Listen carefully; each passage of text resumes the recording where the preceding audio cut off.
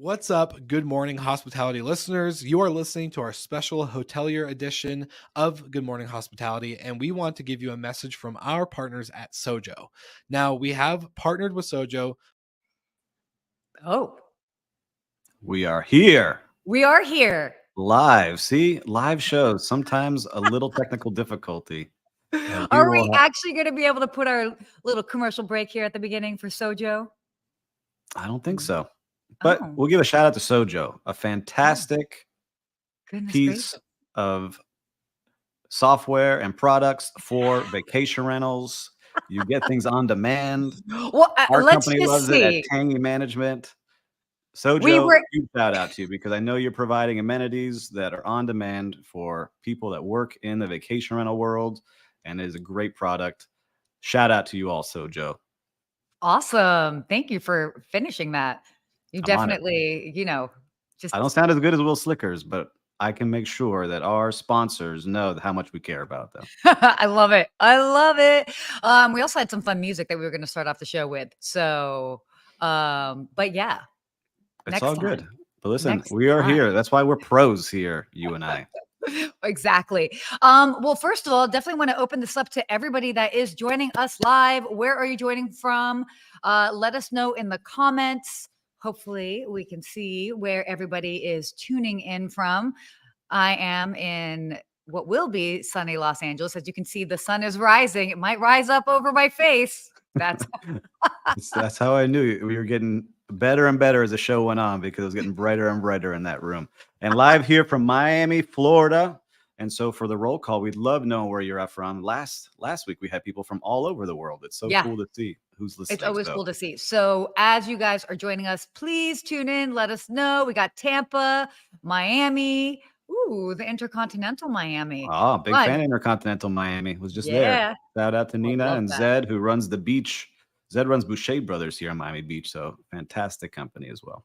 I mean, awesome. All good stuff. Definitely. Ooh, London. This is exciting. Very cool. Well, we have a jam-packed show for today, and we were talking a little bit about it in the background. Some interesting topics that are going on, but I think that they're also necessary topics as well too. I mean, in LA, this is interesting. There's been a whole thing that's been trying to be passed as far as hotels housing the homeless. Hyatt is now entering the home rental game. Delta regretting their Sky Mile change. All sorts of good stuff. So, look, we got Yeah. Cyprus. Oh, coming to Cyprus. LA in 2 weeks. Welcome. I'll make sure that it still stays sunny for you. Oh, yeah. We got Germany. Oh my God, this is amazing. So Dallas, lovely keep to it see coming, this. guys. We love seeing where everyone's coming from. It's amazing to see the support we're getting on this show. Very cool. We keep it going. All We'll be right. putting your names up on there. But yeah, I think we've got an interesting show. Might get a little political today. Maybe we'll be rubbing some people the wrong way, but we're here for it, right? Oh my, Steve, you were so uncomfortable. You're like, whoa, we're getting political. Not that political. I mean, here and there, but these are important things that are actually happening in the industry, and they are important to all of us. Mhm. So that's why we wanted to kind of talk about it. So, you ready to dive into this first topic, which is actually about what's going on in Los Angeles? Yeah, this is your hometown, so I think you kick it off. I'd love to hear it, and I got some opinions for you. Good. I have opinions too. Okay, so for those that might know or might not know, I'll be honest, I even live here and I was surprised that this is still happening because I remember this first being brought up probably about a year and a half ago. That there are some individuals in Los Angeles County that have proposed a plan for housing the homeless in hotels, and we're not talking about like just mediocre hotels. We're talking about all hotels. And this is insane to me. And this is still apparently they're going to do the major vote on this in March. Obviously, as you can imagine, there's been a lot of pushback on this, certainly from hospitality people. And I will say this, as I have, you know, I've got a lot of homeless people. The homeless problem in Los Angeles, it's a problem. I might even say it could be worse than San Francisco, but nobody's trying to like take that crown. So it is definitely an issue, but putting homeless people in hotels next to paying customers that are paying $800, $1,000 a night, just to me is bogus. Not only is it that, obviously you have the safety of the hotel workers. What are you going to do? Are they going to kick them out? Like they had proposed this like weird lottery system. How are you telling the homeless people what hotel they're going to go to? Are you going to text them? Do they have cell Mhm. phones? Like that's why to me, I've always been like, this isn't going anywhere. The logistics of it alone are impossible. To me, it's one of those things to create hype, get people get their panties in a bunch, so to speak, because it logistically could never happen. And it's weird too because it's being supported by one of the unions here as well too, which I'm like, okay, like everybody calm down. Like what's going Mhm. so you're there, you're just smiling and nodding. I got to hear what you got to say about this. Well, for all the listeners here, what it looked like to me and what it sounds like is you've worked in operations. I've worked in operations.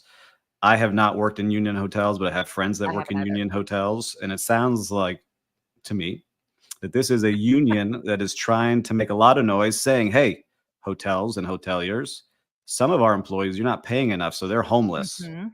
And since they're homeless, they should live in these hotels where they work.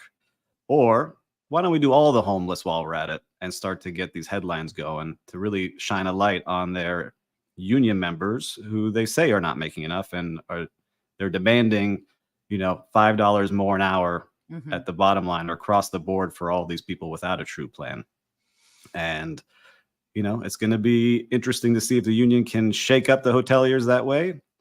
But that's where I just, it's hard to run a business. I run multiple businesses, and I can only imagine if one of them had a union come in because I wasn't Mhm. taking care of the employees well enough and Mhm. treating them well. That's when they go seek help for people to really Totally. fight for them. And so this might be that tactic to shine a light on saying, It's hey, completely that. hoteliers, we're going to make your life miserable. And we're going to say that we're going to be raising this bill that thousands of people have signed off on to get homeless people in there.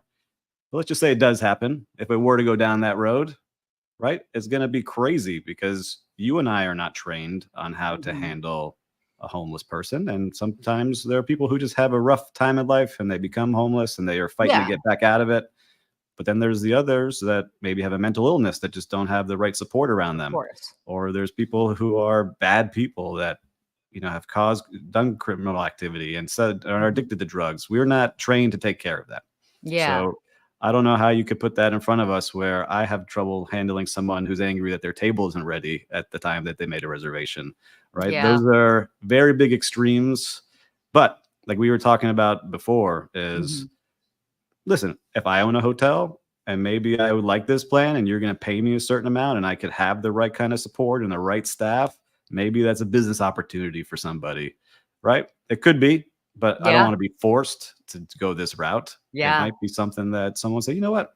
I have an extended stay hotel that's not performing well, and maybe I can transition this into something for the homeless with your support and the right people. But to do it where you and I have worked would be a disaster. Yeah, exactly. Exactly. I mean, it's and by the way, I don't know if this was already shared as I was looking at another screen, but Zed actually wrote in, and I don't know how you know this, Zed. 94% of homeless people have cell phones. That's Sounds amazing. very specific stat here, Zed. That's a So very specific. Also, my question, where do they charge it?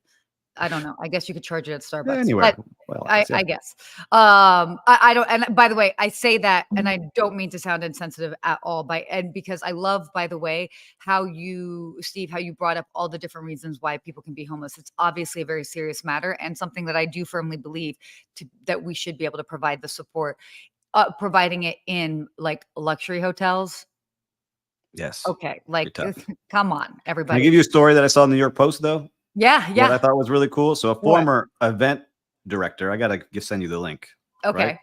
Became addicted to drugs and was very successful, like put on big shows in New York and figured out he could live in luxury hotels without anyone noticing because he was always dressed so nice from his prior life. And he would Okay. sleep in ballrooms at the St. Regis and at the Mandarin Oriental and at these luxury hotels because no one bothered him because he was walking around with like a Louis Vuitton luggage, and he looked the part. He would hang out in the lobby during the day, sleep in the back of house, under Wow. chairs and under tables. So he was homeless and he made it happen. So I just thought that was an interesting story I read having coffee That over is the a crazy weekend. story. But I mean, look, I mean, with the right amount of wherewithal, it's amazing what you can get done and what you can do. So, Yes. but yeah, it's and by the way, just even like touch on what the big argument is, specifically with that union. Again, I did not work at a union hotel. Like right now, so in the last year, they actually raised the minimum wage to $25 an hour, specifically for hotels in Wow. Los Angeles.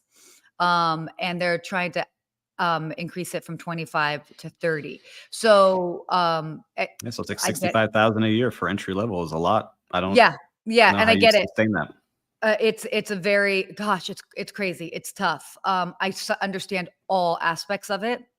It's like you definitely people need to make enough money to live for sure. It is super expensive here. That's also, you're asking for a big restructuring from hotels to like I mean, their labor costs go up across the board. They just Mhm. did a huge hike. So it's like, okay, now we're doing it again. So it's all challenging all the way around. I mean, I'm not saying that there's one way or another around it. But yeah, that's a little bit more backstory. And it's also interesting to hear those numbers as well, too, just for other people in other parts of the world. But those are the specific things that they're kind of fighting for. So that's a little bit of that. Yeah, so listeners, I mean, on this one, you can give it just a thumbs up or a thumbs down on your vote. Like, how would you vote for this? I'm curious. You don't have to Yeah. give us the whole thing, but in the comments, just give a thumbs up or a thumbs down if you think this would work in your hotel. Would you, yes, be open to housing the homeless in your hotel, wherever Mhm. you are in the world? Let us know.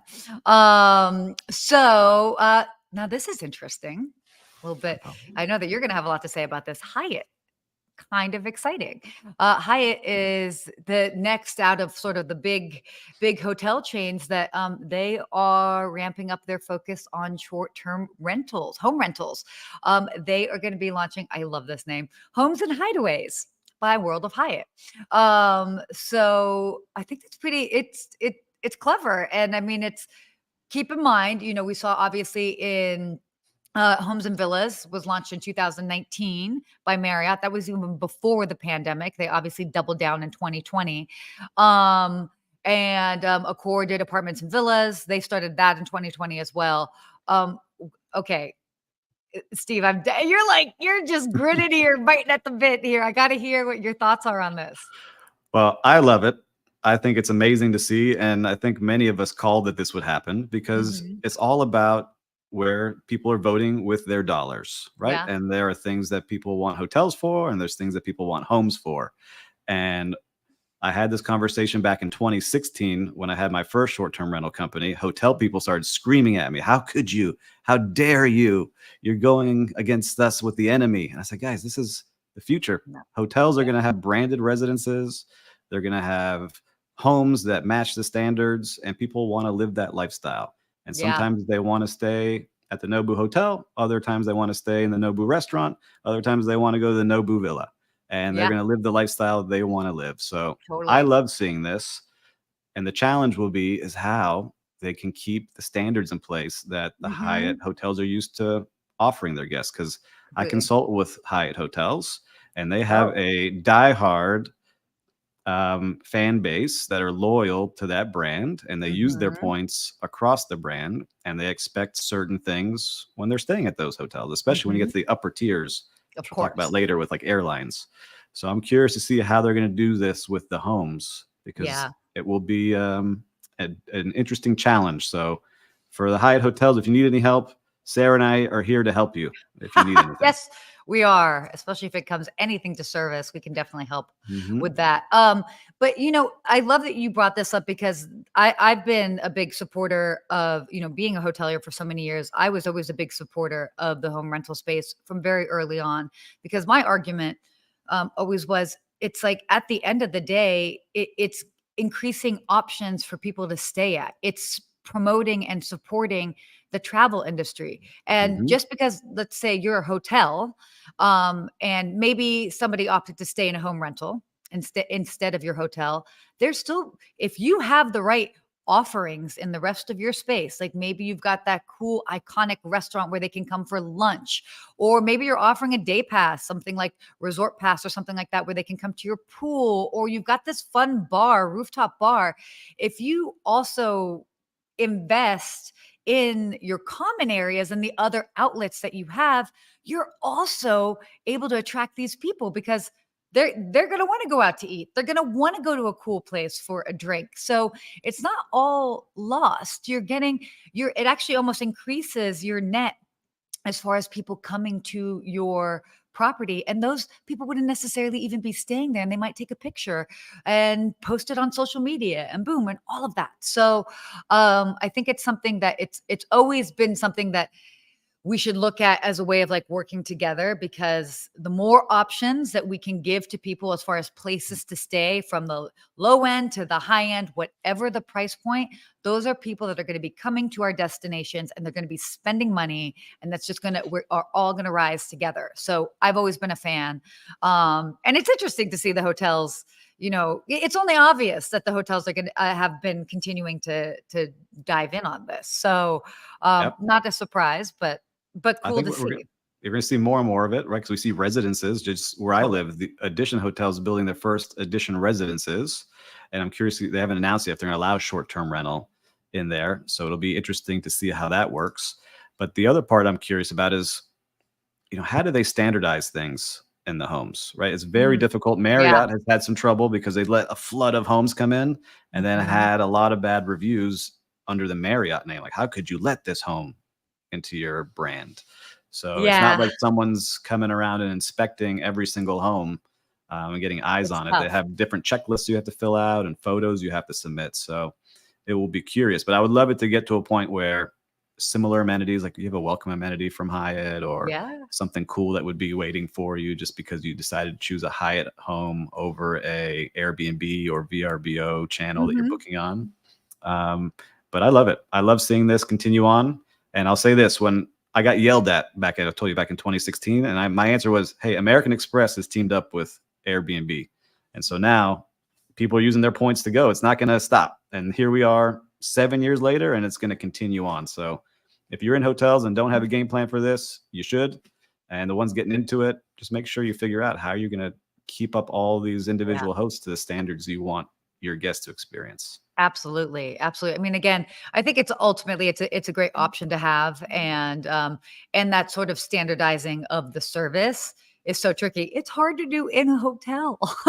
It's hard to do in a hotel. But as I always say, for hotels, and then also taking that concept into home rentals, it all comes down to training. If you have proper training, anybody that you bring in under the fold, if they have proper training, they know what to do. You're giving them the tools and the expectations. So you're on the same page as far as the expectations, as far as what they should be delivering, what the guests are expecting. So definitely do not skip on training at all. I swear that changed my whole career. I was so thankful that I started my hotel experience by having exceptional training, and I took it with me all throughout my life. So definitely, properties of all types, do not skip on training. It's important. Yes. I agree with you 1,000%. And for custom amenities to be scalable, you can use our sponsor, Sojo. Just making sure you got that out there, everybody. Love that. Thank you for adding that bit in there. Okay, let's shift gears to travel topics. So we didn't talk about this the first time that it kind of happened, but we have to like kind of address it. The Delta debacle. I like that. It's a good title. That is. I should have called it that. Clever. They're returning to the gate to tweak their frequent flyer program. So for those that remember, a couple weeks back, I think it was really only like 3 weeks back or so, 3 or 4, they said that they were going to implement new changes to their frequent flyer program. And by the way, I am Delta Diamond. I am part of their program. And I remember seeing it and being like, no way I can participate in that. And by the way, for frame of reference, last year I did 45 trips. And if one can be doing 40, that's a lot of travel. That's a Okay. lot. If one is doing 45 trips and you're looking at this new sort of restructuring and you're looking at it and being like, there's no way I can be to that elite status. Hmm. Like that's tough. That's crazy. That's to me, that's kind of crazy. But um, yeah. Well, first of all, Steve, Yes. are I feel like because you're in Miami, you're probably more of an American guy. Is that right? I'm American guy. I'm American Airlines, but I flew Delta recently, which I liked. I think Mhm. they have great customer service. Good. And I'm curious for the listeners out there, and leave us in the comments if you fly Yeah. Delta. Let us know and what you think about this, because we can put it up here on the screen. But I'm sure somewhere in an office, just like they sit at executive meetings in hotels, they're like, we're getting a lot of complaints. The feedback is not good. How can we Mhm. fix this? And they looked at, all right, we're going to take care of the top spenders. Let's take care of our top spenders because they're the Sure. ones who spend the most. But that might not be as the majority, right? And so all these people who made all these promises, like you, who flies 45 times a year, Yeah.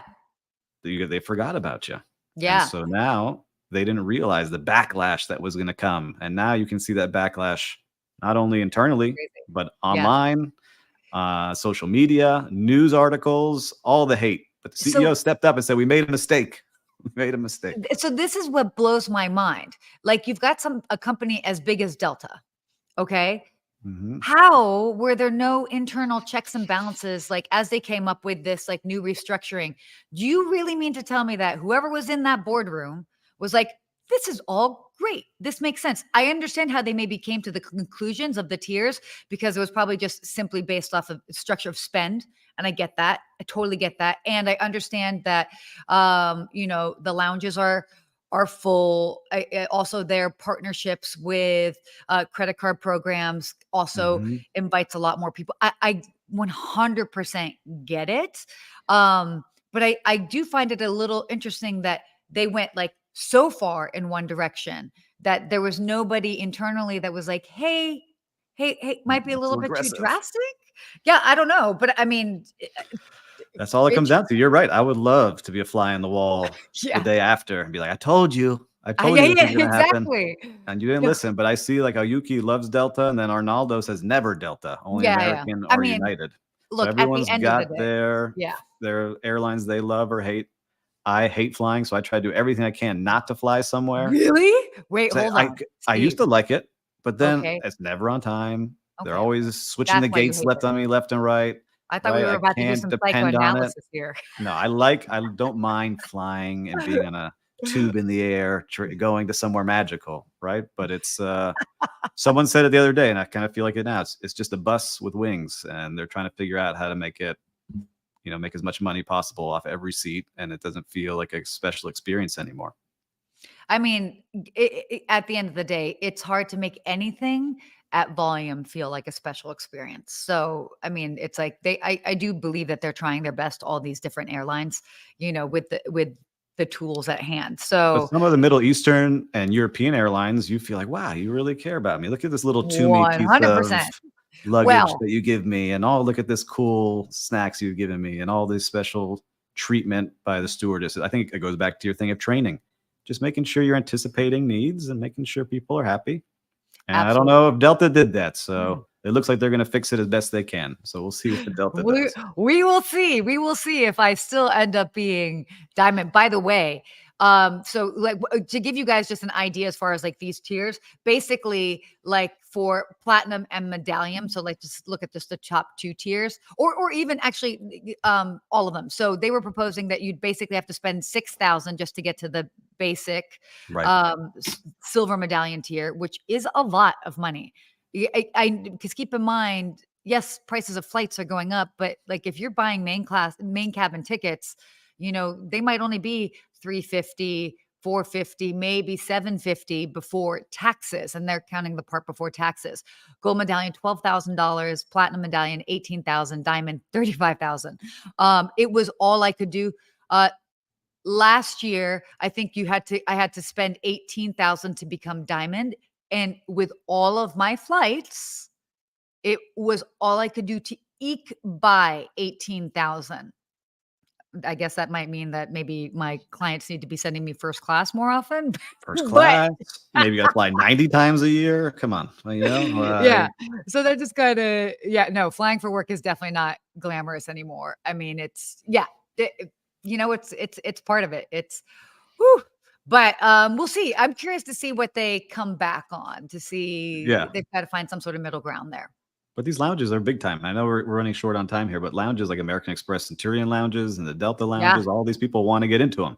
So Actually, I think we should have a future guest on here who I interviewed on Travel Redefined a while back, who knows all the ins and outs of these frequent flyer programs and the loyalty and rewards programs and how they actually make money.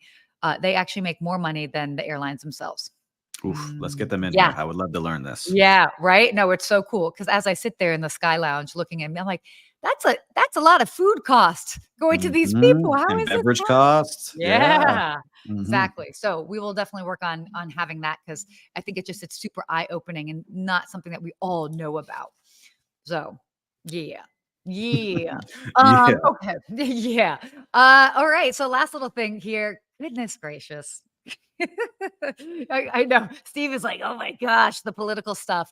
Actually, you know what? We don't have time for that. I think that we should go right into our real-time recap. How about that? Let's do it. Let's do it. Real-time recap. Boom, boom, boom. We need music for this. You do I not like it. need music. Great sound effect. Do-do-do. Do-do-do. Okay. Oh gosh, I swear I've had so much coffee. Okay, real-time recap. Steve, what did you experience out there in the field this week? Or would you All like right. So this time the hospitality came from a different location. Yeah. And my family and I went to go see Paw Patrol, the movie. All right. Cute. Mighty Pups Very for the cute. kids at the Silver Spot Cinema here in Miami. Oh And my what I God. love about it is, man, I really enjoy when you're getting served food. They take your order at the seat, Mhm. bring you a glass of wine, a meal that is definitely a level up from, a basic restaurant. And I get to Wait. hang out and watch Paw Patrol with a glass of Pinot Noir, a delicious meal while the kids are having a good time. Okay, wait, hold on. I want to just draw attention to the fact that you watch Paw Patrol with Oh, some yeah. wine. Oh, yeah. Big time. Big time movie now. It was very interesting, the plot after the first Oh. glass of wine. Well, I'm sure. I think always those movies, there's so many layers to it as well too, that especially as an adult, you're picking up on so many things that the kids aren't. Yes, but not this one. More of the Pixar ones. This one, it was good. I'm shout out to Paw Patrol. Good job. Woo woo! Awesome.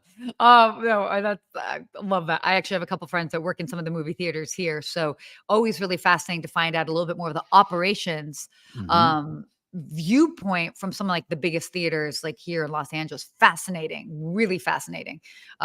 Wow, do they have to put up with a lot? So I will just say Yeah, that. watch them. Listen, I was impressed because not only were people like talking to them a little bit aggressively sometimes, they handled it very Mhm, well.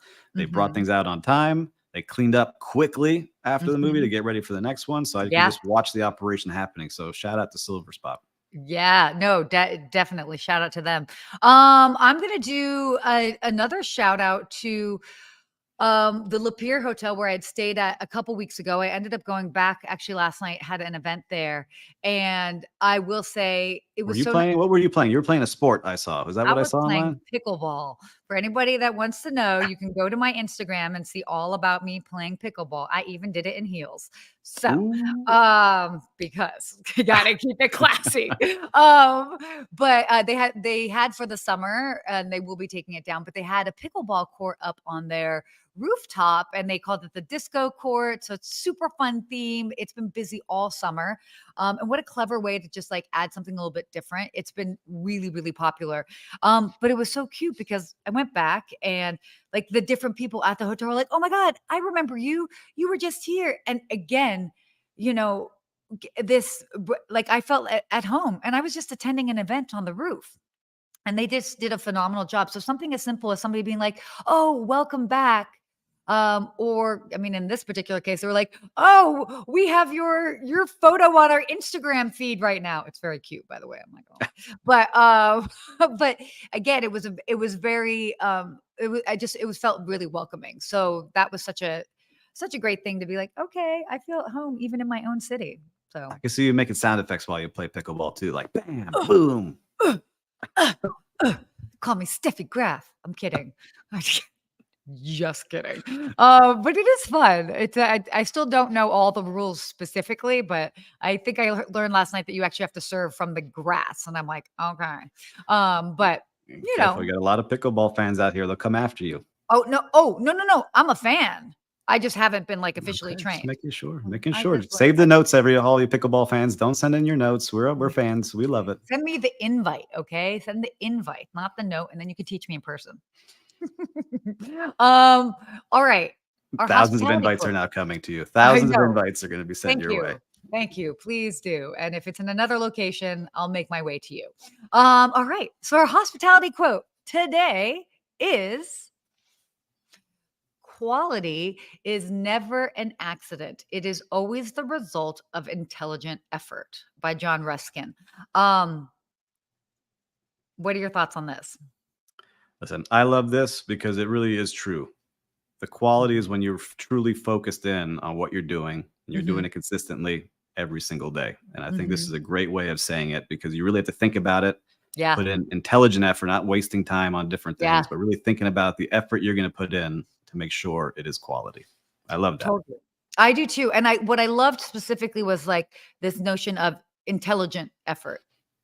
You put thought to it. It's not just being like, oh, well, we kind of have some things in place and like hoping for the best, because we all know you can't just hope for the best, that your employee is going to do the right thing at the right time, etc. So you have to put the proper tools in play, whether it is training, whether it is giving your employees like, okay, you have this leeway that you can offer XYZ if you think it'll make it'll make a difference for a guest. So different things like that empower your employees so that they feel confident. They take ownership in the place that they are working at, and then they can intelligently navigate the system and or navigate the experience and offer something to really make it special. And that's the quality aspect. It's always quality over quantity.